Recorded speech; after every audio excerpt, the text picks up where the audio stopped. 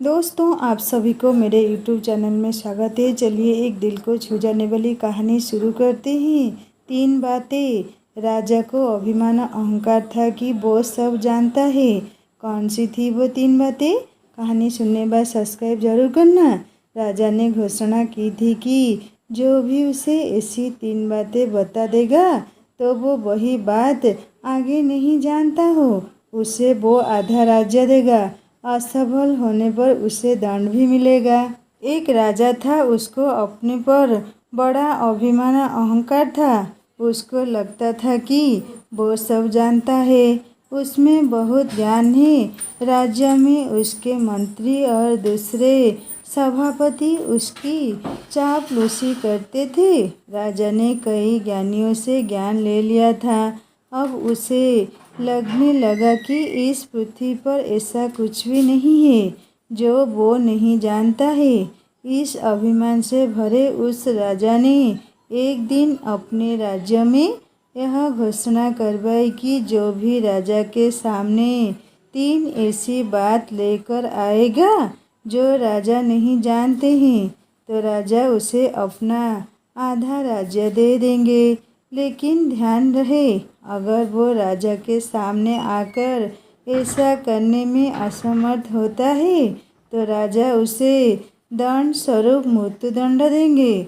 राजा की ऐसी घोषणा के बाद कई लोगों सोचा जरूर, लेकिन वो राजा के सामने नहीं जा पाए क्योंकि उन्हें भय था कि राजा को सब पता है। इसलिए वो वहां जाकर अपनी जान गंवाना नहीं चाहते थे।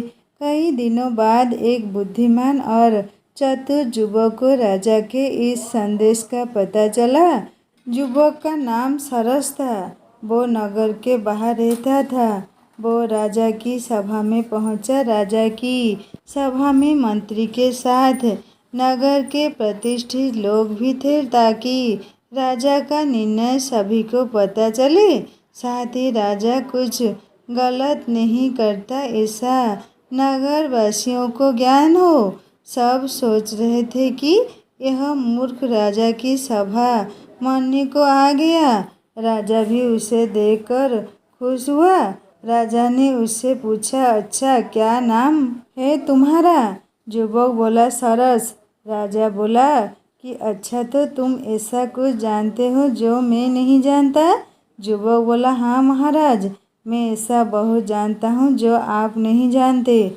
राजा को यह बात सुनकर थोड़ी सी ठेस लगी। राजा बोला, पता है, अगर नहीं बता पाए तो दंड क्या है?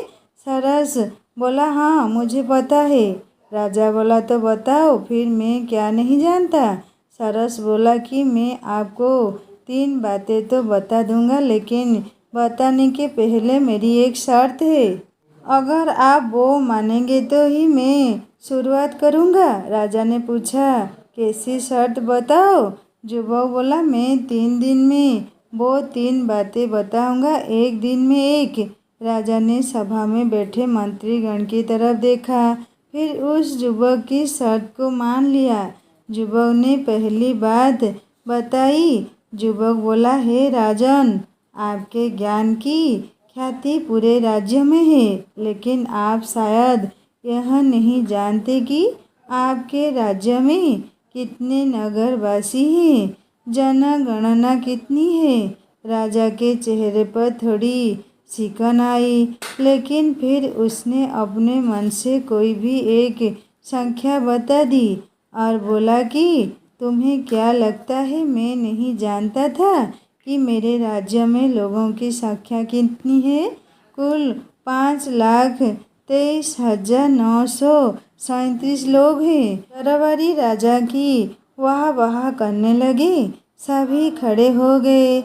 युवक बहुत चतुर था, वो हंसने लगा। राजा उसको हंसता देख बोला, क्या मृत्यु के भय ने तुम्हें पागल कर दिया है जो हंस रहे हो? युवक बोला, नहीं, मेरी मृत्यु आज तो नहीं है, क्योंकि आपका जवाब गलत है। अभी यहाँ आने के पहले पास के गांव के बुजुर्ग मनोहर काका का स्वर्गवास हो गया था और पास के गांव में ही आज 3 नवजात शिशु का भी जन्म हुआ है। क्या नवजात आपके राज्य में नहीं आते महाराज? सभा में थोड़ा शोर हुआ। एक मंत्री बोला, तुम चतुराई कर रहे हो। जीवित और मृत का आंकड़ा तो प्रतिदिन बदलता रहता है। युवक ने मंत्री से कहा कि क्या मैं गलत हूँ? आप बस इस बात का उत्तर दीजिए। राजा की सभा में विचार विमर्श हुआ। सभा में मंत्री के साथ आम जनता के प्रतिशील लोग होने के कारण युवक को आसानी से गलत नहीं ठहराया जा सकता था। इसीलिए युवक की एक बात सही ठहराई गई। युवक चला गया और कहा कि मैं अगले दिन फिर आऊँगा। राजा को थोड़ी चिंता होने लगी। उसने कहा कि इस युवक पर नज़र रखी जाए। साथ ही ऐसे आंकड़े संबंधित जानकारी रात में संशोधन करके मुझे बताई जाए।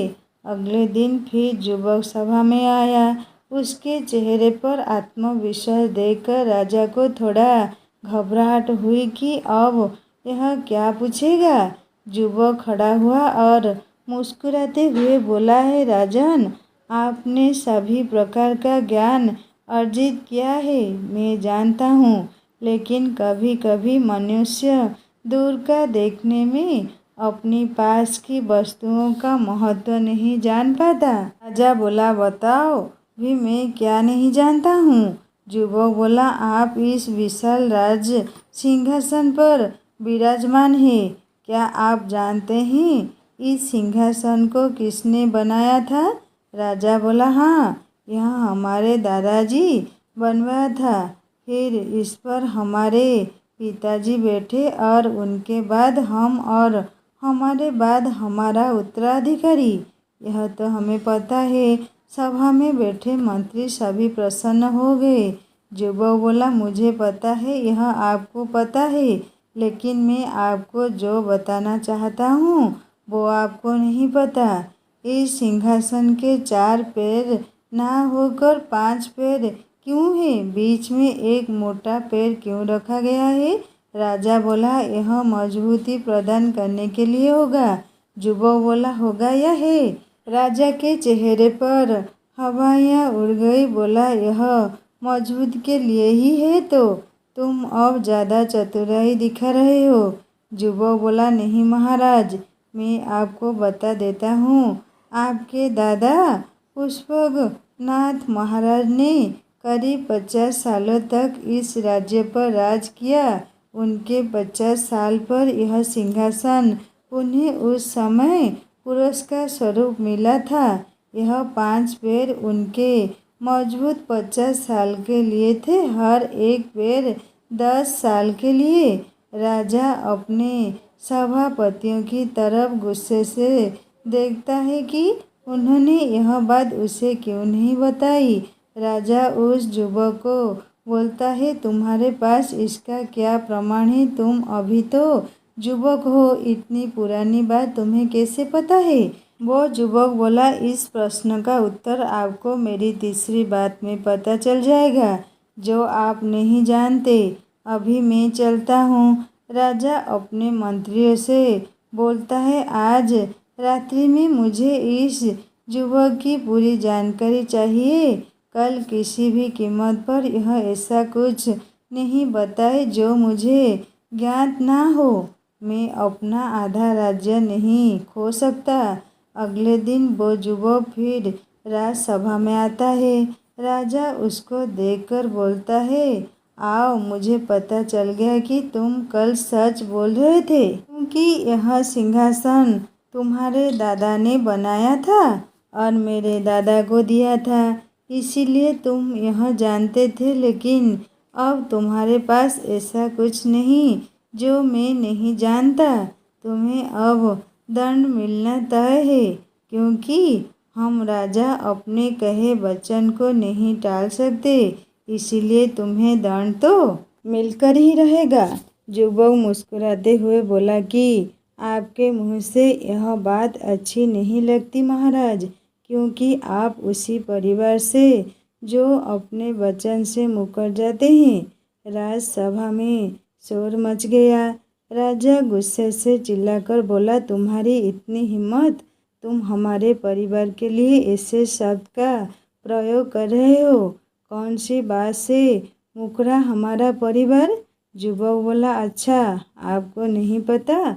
मुझे लगा कि आपने सब पता लगा लिया, तो शायद वो भी पता लगा लिया होगा। राजा बोला, क्या? युवक बोला, जब मेरे दादाजी यह पुरस्कार आपके दादा को दिया था, तब उन्होंने प्रसन्न होकर उन्हें 200 एकड़ जमीन और 500 सोने की मुद्रा भेंट देने की घोषणा की थी। लेकिन उसके कुछ दिन बाद ही आपके दादाजी का स्वर्गवास हो गया था। तब मेरे दादाजी ने कहा था कि जो भी महाराज होगा वो हमारी भेंट आज नहीं तो कल हम तक ले आएगा। तब से हम अभी तक प्रतीक्षा कर रहे हैं। प्रतीक्षा में पहले मेरे दादाजी गए, फिर मेरे पिता। आपने यह घोषणा करवाई तो मुझे लगा कि यह सही अवसर है आपको यह भी बताने का। ऐसे तो आपको सब ज्ञात है। अब आपको अगर यह नहीं पता था तो मुझे आधा राज्य दीजिए, और अगर पता था तो पहले आप अपने दादाजी की बात रखेंगे या अपनी? यह निर्णय मैं आप पर छोड़ता हूँ। आप जो भी निर्णय लेंगे मुझे स्वीकार है।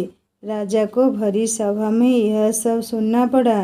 राजा को अपने पूर्वजों का भी सम्मान करना था, नहीं तो उसकी छवि खराब हो जाती। साथ ही अगर वो कहता कि उसे नहीं पता था तो उसे आधा राज्य देना पड़ता। राजा अपने ही जाल में फंस गया था। उस युवक के चेहरे पर मुस्कान थी। उसे पता था कि अब उसे मृत्युदंड तो नहीं मिलेगा। राजा ने कहा कि यह भी मुझे पता है, लेकिन पता होने के बाद भी मैं इस युवक को दंड नहीं दे रहा, क्योंकि पहले मैं अपने दादाजी का दिया वचन पूरा करूँगा। इसलिए आज तुम्हें दंड नहीं बल्कि मेरे दादाजी का दिया हुआ पुरस्कार मिलेगा। सभा में तालियां और राजा की जय जयकार हुई, लेकिन राजा उस युवक की तरह भी देखता रहा और खुद को इस तरह का प्रयोजन करने के लिए कोसता रहा। आपको यह कहानी कैसी लगी मुझे ज़रूर कमेंट करके बताएगा। इसी तरह की अच्छी कहानियाँ आप हमारी चैनल में पढ़ सकते हैं। कहानी काल्पनिक है, इसका उद्देश्य केवल मनोरंजन करना है। दोस्तों, कहानी यदि अच्छी लगी तो सब्सक्राइब करके बेल आइकन दबा देना, और एक नई कहानी जल्दी लेकर आऊँगा। नमस्ते।